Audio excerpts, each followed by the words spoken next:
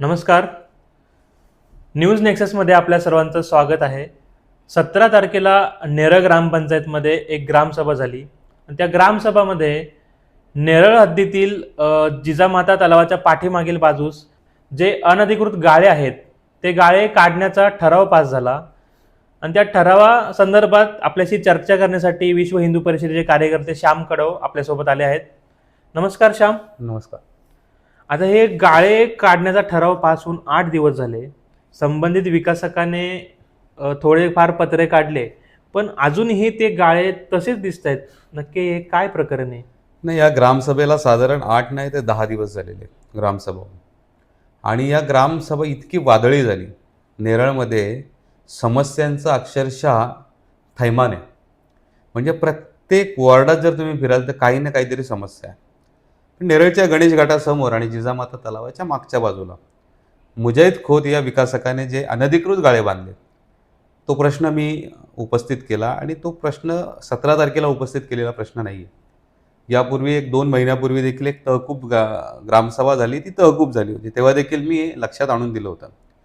आणि मागच्या ग्रामसभेमध्ये सर्वानुमते असा ठराव झाला की 8 दिवसाच्या आत ते गाळे आपण अनधिकृत गाळे पाडणार आहोत. खरं तर मी तेव्हा प्रश्नही उपस्थित केला की 8 दिवस लागण्याची गरज काय? 8 दिवस लागायलाच नाही पाहिजेत. त्यावर प्रशासक आणि ग्रामसेवक यांनी सर्वांनी सांगितलं की बाबा मला पोलीस प्रोटेक्शन लागेल. पोलीस प्रोटेक्शनची गरज काय, हा देखील मोठा प्रश्नचिन्ह आहे. मुजैद खोत हा कोणी गुंड आहे का? याचे दाऊदशी काही संबंध आहेत का? हा प्रश्न आहे माझा. जर तुम्हाला पोलीस प्रोटेक्शन लागते तर, की बाबा तो काही गुंड उभे करेल त्याच्यामुळे तुम्हाला ते हटवताना त्रास होईल, तर असं काही नाही आहे. तरी देखील हे प्रशासन इतकं ढिम्म आहे. 8 दिवसाची मुदत देऊनही आज 10 दिवस लोटले, तिथे काही दिसत नाही आहे. मागच्या वेळेस पाहिलं ती काही पत्रे काढलेले आहेत मागच्या बाजूने, जिजामाता तलावाच्या बाजूने. पण ते खरंच काढले गेलेले आहेत, त्यांनी काढलेले आहेत की लावलेलेच नव्हते, हा देखील प्रश्नचिन्ह आहे. बरं ठीक आहे, मान्य केलं आपण, ते काढले त्यांनी. पण बाकीचं उर्वरित अजूनही अतिक्रमण का काढत नाही आहे? प्रशासक आणि ग्रामसेवक म्हणजे कुंभकर्णाच्याही पलीकडे गेलेले आहेत का? तो तरी फक्त 6 महिने झोपायचा.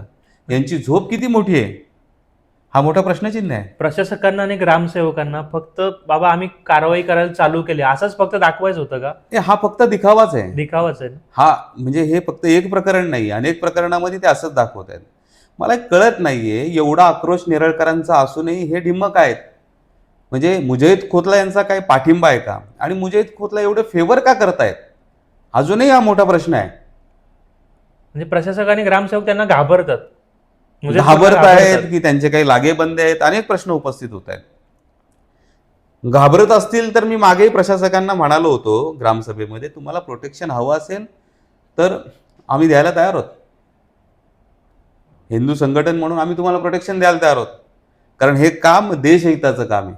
आणि जिथे जिथे देशहित आहे तिथे तिथे आमचं संघटन त्याच शक्तीने उभं राहील. त्यांना अगोदरही सांगितलं होतं, तरी देखील इतके ढिम्म काय? म्हणजे मला तरी कधीतरी असं वाटते की प्रशासक आणि ग्रामसेवकाची जी कातडी आहे ती गेंड्याच्या कातडीपेक्षाही जाड असावी. इतके सातत्याने आरोप होत आहेत, इतके भ्रष्टाचाराचे आरोप होत आहेत, तरी त्यांना काहीही पडलेलं नाही. इतके पुरावे सादर केले जातात, व्हिडिओकडे सादर केले जातात, पंचायत समितीला सादर केले जातात, लाज नसल्यासारखे वागतात. अक्षरशः निलाजरे येते. म्हणून मी म्हणालो ना, गेंड्याची कातडी पातळ आहे त्यांच्यापेक्षा. निर्लज्जपणे सगळा हा कारभार चालवत आहेत. नेरळ ग्रामपंचायतीला अक्षरशः पोकळ करून टाकलेली यांनी. विकलेच म्हणा, भाड्याने दिले म्हणा. नाही, भाड्याने दिल्यापेक्षा ते मालक आहेत. या देशामध्ये संविधान नावाची एक गोष्ट आहे. या देशामध्ये लोकशाही आहे. एकाधिकारशाही नाही आहे की प्रशासक ग्रामसेवक बोलेल तसंच चालायला. अनेक भ्रष्टाचार आहेत, परंतु ते त्यांच्या मनाने सगळा मनमानी कारभार चालवत आहेत. हे दुर्दैव आहे. आणि 8 दिवस होऊनही मुजैद खोतला एवढा सॉफ्ट कॉर्नर का दाखवला जातोय, हा प्रश्न अजूनही निरुत्तरित आहे. याच्यावर काय केलं पाहिजे? मला असं वाटतंय की या ग्रामसेवकांना म्हणजे जन आंदोलन उभं होण्याची वाट बघतायत काही लोक. त्याच्यामध्ये अनेक ठराव झाले. ते ठराव होऊन सुद्धा त्याच्यावरती अजून काम नाहीये. मी आताच एक बातमी केली, विशाल साळुंके पण आक्रमक झालेत. त्यांनी तर उपोषणाचा इशारा दिलाय. म्हणजे नागरिकांना उपोषण करावं लागतंय यापेक्षा दुर्दैव काय? दुर्दैव काय आहे? म्हणजे जे काय, मी पण ती बातमी पाहिली न्यूज नेक्ससची, की त्याच्यामध्ये त्यांनी विशाल साळुंखे यांनी स्पष्ट म्हटलेलं आहे की जे प्रोसिडिंगला घेतलेले, जे तुम्ही आश्वासन दिलेली आहे ग्रामपंचायतच्या ग्रामसभेमध्ये, त्याची पूर्तता जर पुढच्या 1 महिन्यात झाली नाही तर मी उपोषणाला बसेल. बरं, याच्यामध्ये वैयक्तिक हित काहीच नाही, वैयक्तिक स्वार्थ काही नाही आहे. फक्त आणि फक्त नेरळच्या हिताचे मुद्दे आहेत. ते देखील जर तुम्हाला करायला, जर तुम्ही कचराई करत असाल तर तुम्ही तिथे बसण्याच्या लायकीचे नाही आहेत. म्हणजे तुम्ही स्पष्टपणे तुम्ही दोघांनी, ग्रामसेवक प्रशासकांनी सरळ सरळ राजीनामा दिला पाहिजे दिलाच पाहिजे. आणि घरी बसलं पाहिजे. जर तुम्ही इतके अकार्यक्षम असाल, तुमच्याने ते होत नसेल, तुम्ही फक्त टोलवाटोलवी करणार असाल, तर तुम्ही त्या जागेवर बसण्याच्या लायक नाही आहात. तुम्ही तातडीने राजीनामा दिला पाहिजे. कारण नेरळच्या ग्रामपंचायतीला, नेरळकरांना जर असं वाऱ्यावर सोडणार असाल तर हे दुर्दैवी आहे आणि नेरळकरांचं भविष्य धोक्यात आहे याच्यामुळे. तो विशाल साळुंखेने एक आरोप केला की प्रशासक असं बोलतात की माझ्याकडे बऱ्याच ग्रामपंचायतीचा पदभार आहे, त्यामुळे मला इकडे जास्त लक्ष नाही घालता येत. असं असं कुठं असतं का? नाही, बऱ्याच ग्रामपंचायतीचा पदभार आहे, बरं ठीक आहे, मान्य केलं. बरोबर. पण तुम्ही म्हणता याच्याकडे इथे लक्ष देता येत नाही. मग लक्ष देता येत नाही, मग एवढा भ्रष्टाचार होतो कसा? तुमची मूकसंमती असल्याशिवाय का? खरं सांगायचं झालं तर त्याच्यामध्ये गर्भितार्थ दडलेला आहे. बरोबर. ग्रामपंचायतीच्या जे प्रशासक आहेत त्यांना असं म्हणायचे, माझं विशेष लक्ष आहे या ग्रामपंचायतीकडे, कारण इथूनच तर मलिंदा मिळतोय ना. बरोबर. इतके भ्रष्टाचार होत आहे. जो रस्ता झालेलाच नाहीये त्याचं तुम्ही पेमेंट निघालेलं आहे. जी कामं झालेलीच नाहीयेत त्याचंही पेमेंट काढून निघालेलंच आहे. हो. आणि अजून एक गंभीर गोष्ट मला समजली की घरपट्टी पाणीपट्टी जमा होते, हे 5-6 महिने जमा दाखवतच नाहीत. हे 7-8 महिन्यांनी दाखवतात आणि हे 5-6 महिने जे आहेत हे पैसे व्याजाने देतात. एवढे गंभीर आरोप आहे त्यांच्यावरती. आणि म्हणजे यांना काय घेणं देणंच नाहीये नागरिकांच्या कामांशी, विकास कामांशी. यांना फक्त पैसे खायचेत, व्याजाने द्यायचेत. आणि हा आरोप आहे की एवढे पेपर घेऊन लोक माझ्याकडे आलेत ग्रामपंचायतचे भ्रष्टाचाराचे. गंभीर आरोप आहे. गंभीर आरोप नाही, पुरावे आहेत, पुरावे आहेत. घरपट्ट्या संदर्भात जर असं होत असेल हो, तर मग मला असं वाटतं गंभीर ग्रामपंचायतीला टाळाच लावला पाहिजे, सील लावला पाहिजे. एवढी गंभीर परिस्थिती आहे. मला तर या माध्यमातून असं म्हणायचंय की एक जन आंदोलन उभं राहायला पाहिजे राहिलंच पाहिजे. आणि त्याच्यातून प्रशासक आणि ग्रामसेवक यांच्या निलंबनाची नव्हे तर बडतर्फ करण्याची मागणी केली पाहिजे. एक मीडिया हाऊस म्हणून, मीडिया म्हणून आम्ही विषय मांडतोय, पण आम्हालाच फेऱ्या मारायला लागतात पोलीस स्टेशनच्या. यांच्यावर कारवाई करा, गुन्हे दाखल करा, बीडीओकडे फेऱ्या मारायच्या, पंचायत समितीला फेऱ्या मारायच्या. जर मीडियावाल्यांनाच एवढे फेऱ्या मारायला लागत असतील तर सामान्य लोकांचं काय होईल? सामान्य नागरिकांना तर असे हाडतूड करून हे पाठवतात. म्हणजे यांना अजिबात लाज राहिलेली नाहीये. इतका मीडियाने विषय लावून धरूनही मुजेत खोदचं बांधकाम जर ते तसंच असेल तर यापेक्षा दुर्दैवी काय? सर्वसामान्यांनी जर एखाद्या आपल्या घराच्या इथे थोडंफार जरी काय केलं तर हे लगेच तोडक कारवाई करतात. म्हणजे हे फक्त आणि फक्त पैशाचे गुलाम आहेत. पैशाचे गुलाम आहेत. यांचे आणि मुजेत खोदचे काही लागेबंदी आहेत का? आहेत. मी तर आरोप करतो आहेत.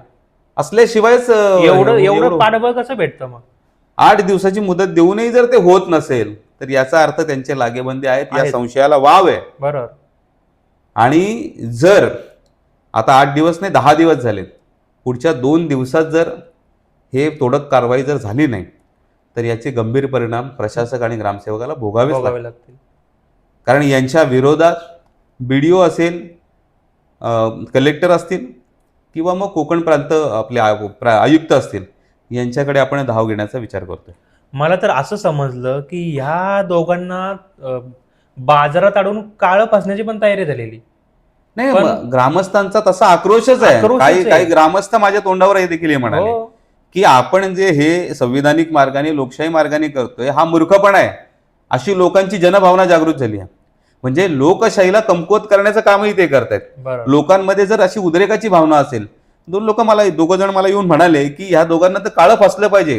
हो, या अंबिका भोर नाक्यावर आणून यांना काळं फासलं पाहिजे. इतकी प्रक्षोभक भावना प्रत्येकाची आहे. कर्मचाऱ्यांना पाठीशी घालणार. मला तर ते लेटर सुद्धा देत नव्हते निलंबनाचे. देऊ ना, करू ना. अरे हे काय? त्यामुळे यांच्यावर काहीतरी आता तातडीने काहीतरी उपाययोजना होणं गरजेचं आहे. माझी आमदार महोदयांना देखील विनंती आहे की आपण आमचे पालक आहात आणि या मतदारसंघामधली ही सर्वात मोठी ग्रामपंचायत आहे. त्यामुळे आपणही याच्याकडे जातीने लक्ष द्यावं, हा नंगानाच आपणही थांबवा, यासाठी आपण सहकार्य करावं, ही माझी आमदार महोदयांना देखील विनंती आहे. इथले स्थानिक जिल्हा परिषद सदस्य असतील, पंचायत समिती सदस्य असतील, यांना देखील विनंती आहे. नवे नवे तर पंचायत समितीच्या ज्या सभापती आहेत, ज्या या तालुक्याच्या प्रमुख आहेत पंचायत समितीच्या, त्यांना देखील माझं हेच सांगणं आहे की आपण याच्याकडे जातीने लक्ष देऊन तातडीने यावर उपाययोजना करावी. कारण आक्रोश जो आहे, ही जनभावना आहे, याचा उद्रेक व्हायला वेळ लागणार नाही नाही. लागणार. आणि हा उद्रेक कोणावर होईल, याच्यामध्ये कोण शेकले जातील, याचा देखील काही भरोसा देता येणार नाही. नाही. त्यामुळे तातडीने सर्व लोकप्रतिनिधींनी देखील याच्याकडे जातीने लक्ष द्यावं, अशी माझी एक कळकळीची विनंती आहे. आणि नागरिकांना पण एक सांगणं आहे, कमेंटमध्ये त्यांना शिव्या देऊन बोलून काही फरक नाही पडणार. या आंदोलनामध्ये तुम्ही सामील व्हा, तुम्ही पुढाकार घ्या आणि पाठीशी उभा राहा. जे पण याच्यामध्ये आहेत त्यांच्या कारवाईसाठी विशाल साळुंके आहेत, तुम्ही आहेत आणि असे बरेच सामाजिक कार्यकर्ते आहेत, त्यांच्या पाठीशी तुम्ही उभं राहिलं पाहिजे. नाही, माझं आव्हान आहे खरं तर नेरळकरांना, याच्या शिव्या तुम्हाला द्यायच्या आहेत. तुमच्या उरामधली जी आग आहे, जो भडका आहे, जो आक्रोश आहे, तो जर तुम्हाला काढायचा असेल तर ह्या निलाजऱ्या आणि दळभद्री लोकांच्या तोंडावर शिव्या द्या. त्यांना थेट शिव्या द्या, ज्या तुम्हाला द्यायच्या आहेत त्या. फक्त कमेंटपुरतं मर्यादित तुम्ही राहू नका. आणि आता वेळ आली आहे उठावाची. त्यामुळे पुढचे जे काही दिवस आहेत हे नेरळकर पाहतील. तर आता या सगळ्या समस्यांमधून नेरळकर आता काय भूमिका घेतात, याकडे आता सर्वांचं लक्ष लागले.